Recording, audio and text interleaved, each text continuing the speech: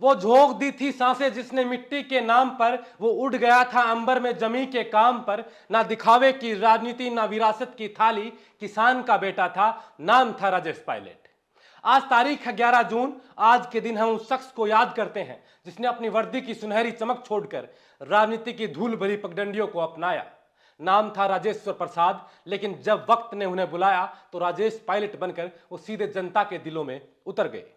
अब सोचिए, अगर वो आज होते तो 81 वर्ष के होते, लेकिन आवाज वो आज भी वैसी ही गरजती, संसद की दीवारें हिलती, नेताओं की कुर्सियां कांपती, क्योंकि जब वो बोलते थे तो भाषण नहीं होता था, वो जनता का सच होता था। एक ऐसा नेता जिसने अपने हाथों से गाय पाली, खेत जोते और फिर उसी खेत की मिट्टी की खुशबू लेकर सेंट स्टीफन कॉलेज जैसे संस्थान में दाखिला पाया। हाँ, वही कॉलेज जहां रामचंद्र गुहा, गोपीचंद नारंग, नूरुद्दीन अहमद जैसे नाम निकले। और जब देश की सेवा का जज्बा इतना बड़ा हो जाए कि वायुसेना की शानदार नौकरी छोड़कर राजनीति में आ जाओ, तो समझिए ये कोई नेता नहीं, मिशन पर निकला सिपाही होता है। 1980 में जब राजनीति की पहली सीढ़ी चढ़ी तो दिल्ली के चमकते दरबार में नहीं, भरतपुर की गलियों से शुरुआत की। वो भी ऐसे समय में जहां वहां कोई उन्हें जानता तक नहीं था, लेकिन जनता के दर्द को जो पहचानता हो उसे पहचान मिलने में ज्यादा वक्त नहीं लगता।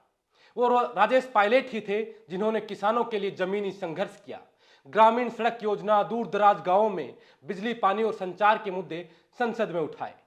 इंटेलिजेंस ब्यूरो को राजनीतिक चंदे से मुक्त करने का सुझाव देने वाला पहला मंत्री कौन था? राजेश पायलट। जिन्होंने कांग्रेस पार्टी में रहकर भी भ्रष्टाचार पर सबसे जोरदार हमला बोला, वो कौन थे? राजेश पायलट। और जब वो हमारे बीच नहीं है तो उनकी जगह कोई भर सकता है क्या? नहीं, कोई नहीं। लेकिन हाँ, एक किरदार है जो उस विरासत को आगे ले जा रहा है, उनके बेटे सचिन पायलट, जो आज राजस्थान में युवाओं की सबसे बुलंद आवाज है, जो जात पात के पार जाकर विकास की बात करते हैं और जिन्हें हर वो नौजवान सुनता है जो बदलाव चाहता है। राजनीति में आज जब वंशवाद के नाम पर सवाल उठते हैं तो पायलट परिवार उसका जवाब बनकर खड़ा होता है, क्योंकि यहां वंश नहीं, संघर्ष विरासत में मिला है। आज जब सोशल मीडिया से लेकर संसद तक नकली राष्ट्रवाद और दिखावटी देशभक्ति का बाजार गर्म है, तब हमें याद रखना चाहिए राजेश पायलट जैसे असली देशभक्तों को, जिन्होंने बंद कमरे में नहीं, खेत खलियान और सड़कों पर जनता के बीच रहकर काम किया। आज अगर नेता की परिभाषा बिगड़ चुकी है तो उसे दुरुस्त करने के लिए राजेश पायलट जैसे नामों को बार बार याद रखना चाहिए। राजनीति में कुर्सियां बहुत हैं, लेकिन कद बहुत कम है, और जिनके कद में देश की मिट्टी की महक हो, उन्हें नेता नहीं, जननायक कहा जाता है। इसी को लेकर किसी ने सच ही कहा है, जिनके दिल में है जान वो करते हैं कमाल, वक्त की धूल से जो बनते हैं मिसाल। दोस्तों, इतिहास की धूल जब उड़ती है तो कुछ नाम उसके साथ नहीं उड़ते, बल्कि चमकते हैं। आज हम बात कर रहे हैं उसी नाम की जो राजनीति में उस दौर में आया जब न वंशवाद था, न विरासत की थाली परोस कर दी जाती थी, जब सिर्फ हौसला, मेहनत और देशभक्ति ही हथियार थे। नाम था राजेश पायलट। आज अगर वो जिंदा होते तो 81 वर्ष के होते। लेकिन दोस्तों, कुछ लोग उम्र से नहीं, कर्म से जिंदा रहते हैं। राजेश्वर प्रसाद से राजेश पायलट बनने की कहानी किसी फिल्मी स्क्रिप्ट से कम नहीं है। एक मामूली किसान का बेटा दिल्ली यूनिवर्सिटी के सेंट स्टीफन कॉलेज तक पहुंचा, फिर देश की सेवा के लिए वायुसेना में पायलट बना, और फिर देश के किसानों और नौजवानों की लड़ाई लड़ने के लिए उतर आया राजनीति के मैदान में। दोस्तों, ये वही राजेश पायलट थे जिन्होंने केंद्रीय मंत्री रहते हुए आंतरिक सुरक्षा और दूरसंचार जैसे मंत्रालयों में नीतियों की दिशा बदली, जिन्होंने आतंकवाद से लेकर किसानों की समस्या तक हर मुद्दे पर संसद में गरज कर आवाज उठाई। उन्होंने राजनीति में वही किया जो फौज में किया करते थे, सीधी टक्कर, बिना झुके, बिना रोके। राजेश पायलट ने भरतपुर से दौसा तक हर चुनाव अपने दम पर जीता।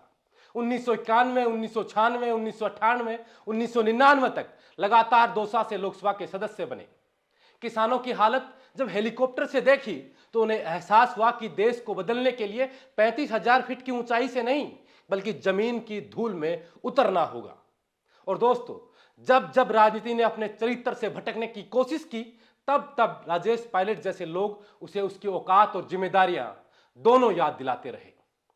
वे वो नेता थे जो कहते थे राजनीति सेवा है, सौदा नहीं। उनका सबसे बड़ा सपना था एक ऐसा भारत जहां किसान झुके नहीं, जवान रुके नहीं।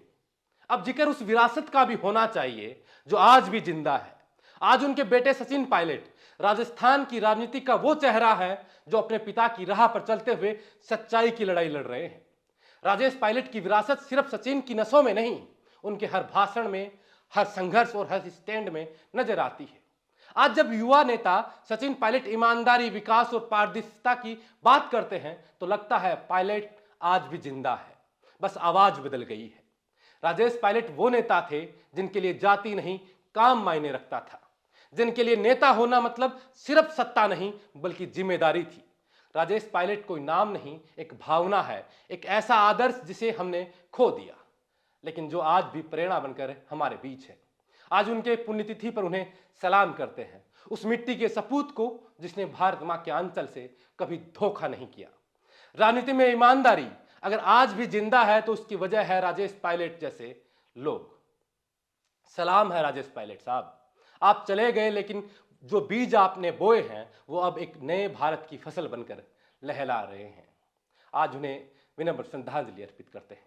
आप देख रहे थे बोल हिंदुस्तान, मजे कुमार, नमस्कार।